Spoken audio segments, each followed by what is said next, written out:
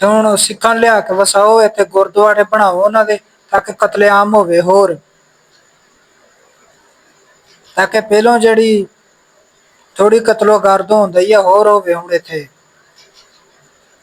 ਮਰੀਮ ਨਵਾਜ਼ ਸਾਹਿਬਾ ਕੁਝ ਖਿਆਲ ਕਰੋ, ਕੋਈ ਮੇਰਾ ਪੈਗਾਮ ਤੁਹਾਡੇ ਤੱਕ ਪੁੱਜੇ ਨਾ, ਕੋਈ ਤਾਂ ਰਹਿਨਮਾਈ ਫਰਮਾਓ, ਤਾਂ ਕਿ ਮੁਸਲਮਾਨਾਂ ਦੀ ਸਟੇਟ ਆਏ, ਇਹਦੇ ਵਿੱਚ ਗੁਰਦੁਆਰੇ ਤੇ ਮੰਦਿਰ ਬਣਨੇ ਸ਼ੁਰੂ ਹੋ ਗਏ ਨੇ।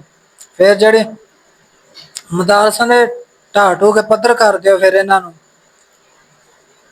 ਫਿਰ ਐਵੇਂ ਹਰ ਬੰਦਾ ਨਾਰਾ ਲਾਉਂਦਾ ਇਸਲਾਮੀ ਸਟੇਟ ਦਾ, ਫਿਰ ਕੀ ਫਾਇਦਾ ਇਸਲਾਮੀ ਸਟੇਟ ਦਾ ਜਿਹਦੇ ਤੇ ਗੁਰਦੁਆਰੇ ਬਣਨੇ ਨੇ, ਮੰਦਿਰ ਬਣਨੇ ਨੇ, ਤੱਕ ਜਿੱਥੇ ਕੋਈ 60-70 ਸਾਲ ਤੋਂ ਕੋਈ ਬੰਦਾ ਆਇਆ ਹੀ ਨਹੀਂ ਸਿੱਖਾਂ ਦਾ, ਉੱਥੇ ਹੁਣ ਉਹਨਾਂ ਨੇ ਆ ਕੇ ਕਲੇਮ ਕਰ ਦਿੱਤਾ ਜੀ ਅਸੀਂ ਇੱਥੇ ਗੁਰਦੁਆਰਾ ਬਣਾਉਣਾ, ਹਕੂਮਤ ਨੇ ਕਹਿਤਾ ਬਣਾ ਲਓ।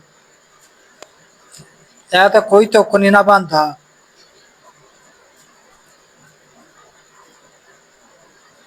ਕੋਈ ਮਿਹਰਬਾਨੀ ਕਰਿਆ ਕਰੋ, ਕੋਈ ਸਹੀ ਕੰਮ ਕਰਿਆ ਕਰੋ, ਤਾਂ ਕਿ ਤੁਸੀਂ ਮਦਾਰਸ ਬਣਵਾਓ, ਸਕੂਲ ਬਣਾਓ, ਉੱਥੇ ਅਲੱਗ ਲੋਕਾਂ ਨੂੰ ਤਾਲੀਮ ਮਿਲੇ। ਇਹ ਕਿੱਦਾਂ ਦਾ ਤੁੱਕ ਹੋ ਗਿਆ ਜੇ ਇੱਥੇ ਆ ਕੇ ਗੁਰਦੁਆਰਾ ਬਣਾ ਲਓ ਤੁਸੀਂ। ਵਗੇ ਤਾਂ ਜਿਹੜੇ ਬੰਦੇ ਚੰਗੀ ਉਹਨਾਂ ਨੂੰ ਚੰਗਾ ਰੋਜ਼ੀ ਮਿਲਣ ਦਈ ਆ, ਸੁੱਖ ਨਾਲ ਰਹਿਣ ਦਏ ਨੇ, ਰਹਿੰਦਾ ਉਤੋਂ ਗੁਰਦੁਆਰਿਆਂ ਦਾ ਭਾਰ ਪਾ ਦਿਓ ਇਹਨਾਂ ਉੱਤੇ।